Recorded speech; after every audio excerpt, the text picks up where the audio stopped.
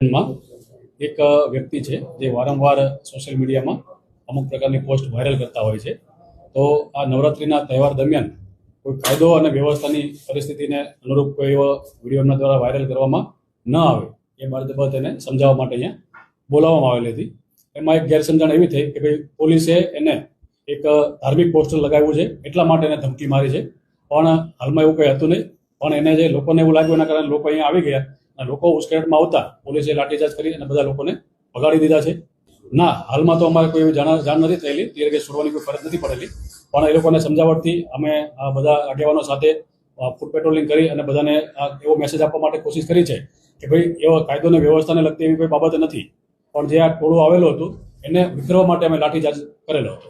કોઈ સામાન્ય ઈજા કદાચ કોઈને ભાગદોડમાં એકબીજાની સાથે ટકરાવવાથી થઈ હોય, બાકી એવી કોઈ ગંભીર ઈજા કે સામાન્ય ઈજા પણ અમારા પોલીસ વાળાને થયેલી નથી.